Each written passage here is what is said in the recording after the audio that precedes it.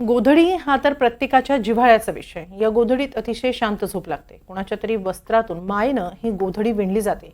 इतकंच नव्हे तर जुन्या वस्त्राचा कसा चांगला उपयोग करता येतो हे बाप्पाच्या देखाव्यातून लोअर परेल येथील पंचगंगा मंडळानं दाखवलंय। बाप्पाची आरास पर्यावरणपूरक बनवण्यात आली असून मूर्ती देखील शाडूची आहे। ती पंचधातूच्या रंगाची आहे। याचा आढावा घेतला आमच्या प्रतिनिधी भाग्यश्री प्रधान आचार्य यांनी। गोधडी हा प्रत्येकाच्या जिव्हाळ्याचा विषय, मात्र हा विषय साकारलाय लोअर परेल येथील पंचगंगा मंडळाच्या या कार्यकर्त्यांनी आणि कलाकारांनी। आपण जर बघू शकतो तर अतिशय सुंदर असं जुन्या साडींपासून त्यांनी इथे वेगवेगळ्या गोष्टी तयार केलेल्या पाहायला मिळतात। त्याचबरोबर ज्या चिंधीपासून शिवलेल्या गोधड्या आहेत त्या देखील इथे लावलेल्या पाहायला मिळतात। अतिशय सुंदर अशी ही कलाकुसर त्यांनी बाप्पाच्या डेकोरेशनसाठी केलेली आहे आणि आपण बघू शकतो तर बाप्पाची जी मूर्ती आहे ती देखील शाडूची आहे। त्यामुळे हा जो संपूर्ण गणपतीच आहे तोच मुळात पर्यावरणपूरक मंडळ म्हणून हे मंडळांनी सिद्ध करून दाखवलेलं आहे। आपण बघू शकतो की ह्याला पंचधातूचं जरी स्वरूप असलं तरी मूर्ती मात्र ही संपूर्ण शाडूची आहे। ही जी कल्पना आहे ही सुमित पाटील यांना सुचलेली आहे। आपण त्यांच्याशी बातचीत करूया।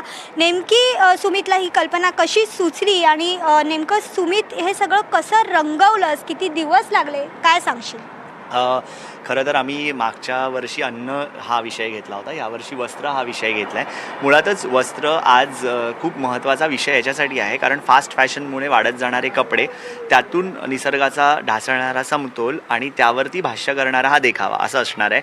आणि जर बघितलं तर ह्याला अनेक महिने आम्ही यासाठी काम करतो आहे। एका साडीतनं 21 गोष्टी, तर म्हणजे ह्याला म्हणतात अपसायकलिंग आणि रिसायकलिंगमध्ये अनेक चिंध्यांमधनं किंवा इतर कपड्यांमधनं सगळ्या इतर गोष्टी म्हणजे 100पेक्षा जास्त गोष्टी इथे बनवलेल्या आहेत। मुळातच कपडा हा पृथ्वीपेक्षा जास्त वय घेऊन जन्माला आलेला आहे। म्हणजे उद्या जरी पृथ्वी नष्ट झाली तरी कपडा हा तसाच राहणार आहे। त्यामुळे आपल्याच घरचे कपडे जेव्हा आपण पुन्हा पुन्हा वापरू तर मला असं वाटतं की त्यातून निसर्गाचा समतोल राखला जाईल आणि म्हणून हा संपूर्ण विषय केलेला आहे।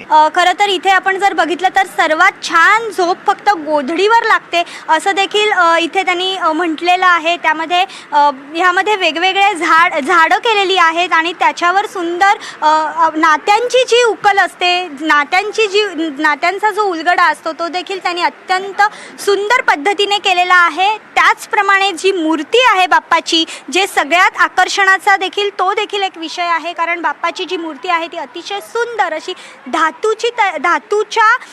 धातूमधली असली तरी धातूची नाही आहे, ती शाडूची मूर्ती आहे। दिसायला फक्त धातूची मूर्ती दिसते ती, पण ती देखील अत्यंत सुंदर अशी उभी मूर्ती त्यांनी इथे ठेवलेली आहे। आणि हे जे पूर्ण डेकोरेशनच आहे हे संपूर्ण पर्यावरणपूरक असल्याने या मंडळाचं सर्वत्र कौतुक होताना पाहायला मिळतंय। व्हिडिओ जर्नलिस्ट संतोष पालवणकरसह भाग्यश्री प्रधान आचार्य, NDTV मराठी, मुंबई।